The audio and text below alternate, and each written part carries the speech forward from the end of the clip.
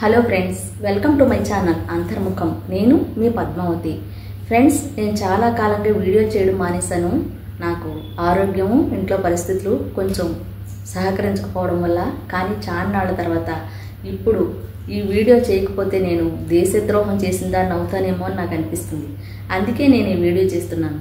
ఈరోజు మనం మన ఇంటి కప్పు నీడలో కూర్చుని 4 మెతుకులు కంచంలో 4 ముద్దలు పెట్టుకుని మనకు నచ్చినట్లుగా వండుకుని వార్చుకుని కంచంలో పెట్టుకుని హాయిగా తింటున్నామంటే ఏ భయం లేకుండా, దానికి కారణం కేవలం మన భారత ఆర్మీ జవాన్లు. ఇక మీదట మనం జీవించే జీవితం అంతా కూడా మన ఆర్మీ జవాన్లు మనకు పెట్టిన భిక్ష. జీవితానికి హామీ లేని ఉద్యోగం కాదండి, సేవ. మన భరతమాతకి సేవ. మనందరికీ సేవ చేస్తున్నారు అంటే అక్కడికి వెళ్ళి సరిహద్దుల్లో వాళ్ళ ప్రాణానికి తెగించి మన కోసం పోరాడి వాళ్ళ జీవితాన్ని అర్పిస్తున్నారు, ప్రాణాలు అర్పిస్తున్నారు అంటే వాళ్ళకి నిజంగా మనం హ్యాట్సప్ చెప్పాలి. వాళ్ళందరికీ నేను హ్యాట్సప్ చెప్తున్నాను. జై జవాన్ జై హింద్, జై జవాన్ జై హింద్, జై జవాన్ జై హింద్. ఇంకా ఏంటంటే, ఆ సత్యసాయి జిల్లాకు చెందిన కళ్ళి అనే గ్రామానికి చెందిన యువకుడు, నిండా 25 ఏళ్ళు లేవు, ఆ అబ్బాయి మురళీ నాయక్. నిజంగా తన ప్రాణత్యాగానికి మనం ఎన్ని నివాళులు అర్పించినా, ఏం చేసినా ఆ భారత వీర జవానికి మనం ఎన్నిసార్లు హ్యాట్స్ ఆఫ్ చెప్పినా కూడా చాలా తక్కువ. మనం సాష్టాంగ ప్రణామం చేసినా కూడా తక్కువ. అసలు నిజంగా ఆ బిడ్డని కన్నా తల్లిదండ్రులకి మనం ధన్యవాదాలు చెప్పాలి. ఇంట్లో 4 పిల్లలు ఉంటే 4 పిల్లల్ని కూడా 4 కళ్ళుగా చూసుకునే మనం వారికి ఒకటే బిడ్డ. ఆ బిడ్డని దేశం కోసం మన దేశ సరిహద్దుల దగ్గరికి పంపించారు అంటే వాళ్ళ ధైర్యానికి మనం మెచ్చుకోవాలి. ఈరోజు మురళీ నాయక్ మన వీర జవాన్ తండ్రి కోరిన కోరిక 3 విగ్రహాలు పెట్టించమని. నిజంగా అతని కోరిక నిజంగా హర్షించదగింది, హర్షణీయం.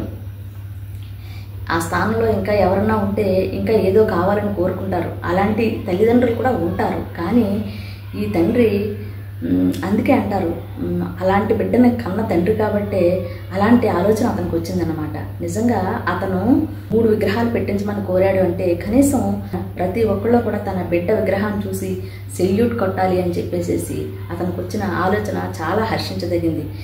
ఆ విగ్రహాన్ని చూసిన ప్రతి వాళ్ళు కూడా ఇక మీదట నిజంగా మన దేశం కోసం ప్రాణాలు వదిలిన ఆయనకి సెల్యూట్ కొడుతూ మనం కూడా మన దేశం కోసం ఏదన్నా చేయాలి అనే ఆలోచన గుండెల్లో చిన్నగా మెదులుతుంది చూడండి. నిజంగా ఆయన కోరికకి హ్యాట్సప్ చెప్పాలన్నమాట. ఆ తల్లి ఎంతగా రోధిస్తుందో. నిజంగా మన బిడ్డలకి ఏదైనా ఎంత హాని జరిగితే మనం తట్టుకోలేం. అలాంటిది బిడ్డ ప్రాణాలు దేశం కోసం అక్కడ త్యాగం చేశాడంటే ఒక పక్క వాళ్ళ బాధ ఉన్నా ఒక పక్క గర్వంగా కూడా ఉంటుంది. ఎందుకంటే చరిత్రలో నిలిచిపోయాడు కాబట్టి ఆ బిడ్డ మనందరికీ బిడ్డ, మన భరతమాత బిడ్డ. నిజంగా ఈరోజు నేను ఈ వీడియో చేయకపోతే నిజంగా దేశద్రోహం అవుతాను. ఎందుకంటే మనం టీవీల్లోనూ సెల్ ఫోన్లోనూ నేను చూస్తున్నాను బయట అక్కడ యుద్ధం జరిగి ఎందరో ఆర్మీ జవాన్లు తిండి నిద్ర లేకుండా పోరాడి ప్రాణాలు అర్పించే వాళ్ళు అర్పిస్తుంటే, నిజంగా గాయాలయ్యే వాళ్ళు గాయాలు అవుతుంటే ప్రాణానికి వాళ్ళకి హామీ లేదు. అంత పోరాడుతుంటే ఈరోజు టీవీలకు అంకితం అయిపోయి సినిమాలు, పాటలు, ఇంకా సెల్ ఫోన్లో పాటలు వింటూ చూస్తూ హ్యాపీగా జీవితాన్ని ఎంజాయ్ చేసే వాళ్ళని ఎంతోమంది చూస్తున్నాను నేను ఈరోజు. ఒక్కసారి నాకు బాధ అనిపిస్తుంది, మన దేశ పౌరుల్లో ఇలాంటి వాళ్ళు కూడా ఉన్నారని. కొంచెం కూడా మనస్సాక్షి అంటూ లేదు. వాళ్ళు అక్కడ ప్రాణాలు కొట్టి పోరాడుతుంటే ఇక్కడ మనం హ్యాపీగా జీవిస్తున్నాం. మనం ఇంత హ్యాపీగా జీవిస్తున్నామంటే, భయం లేకుండా మనం యుద్ధం జరుగుతుంటే ఒక పక్క జీవిస్తున్నామంటే మనకి మన భారత ఆర్మీ జవాన్ల మీద, ఆర్మీ వ్యవస్థ మీద మనకున్న నమ్మకం, ఆ నమ్మకమే మనం ఇలా జీవించేలాగా చేస్తుంది. జరిగే పెళ్ళిళ్ళు జరుగుతూనే ఉన్నాయి, మే నెల కాబట్టి.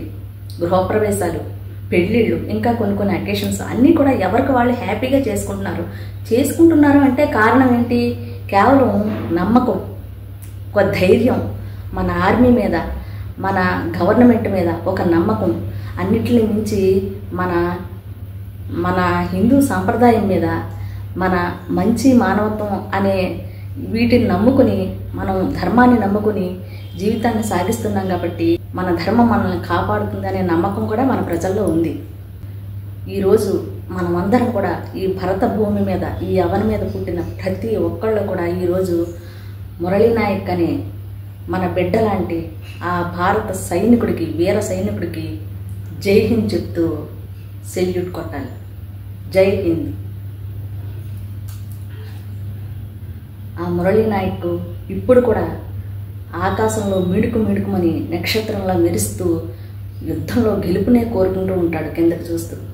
నిజంగా మన భరతమాత బిడ్డగా పుట్టి మన కోసం అసువులు బాసిన ఆ వీర జవాన్కి మనం ధన్యవాదాలు తెలుపుతూ ఈ వీడియో చేస్తున్నందుకు నేను చాలా గర్వంగా ఫీల్ అవుతున్నానండి. ఎందుకంటే మన యుద్ధభూమిలో అసువులు బాసిన ఇలాంటి వీర జవాన్లందరూ కూడా ఆకాశంలో ధ్రువతారలాగా వెలుగుతూ అక్కడి నుంచి కూడా మిణుకుమని ప్రకాశవంతంగా మెరుస్తూ మన యుద్ధభూమిలో జరుగుతున్న యుద్ధంలో గెలుపును కాంక్షిస్తూ కోరుకుంటూ ఉంటారు. నిజంగా ఈ భరత భూమి మీద పుట్టినందుకు మనం చాలా ధన్యులు అని చెప్పుకోవాలి. మనం ఎన్నో జన్మల పుణ్యఫలం ఉంటేనే కానీ ఈ గడ్డ మీద మనం పుట్టాం. మనం ఒక హిందువుడిగా పుట్టినందుకు మనం గర్వించాలి.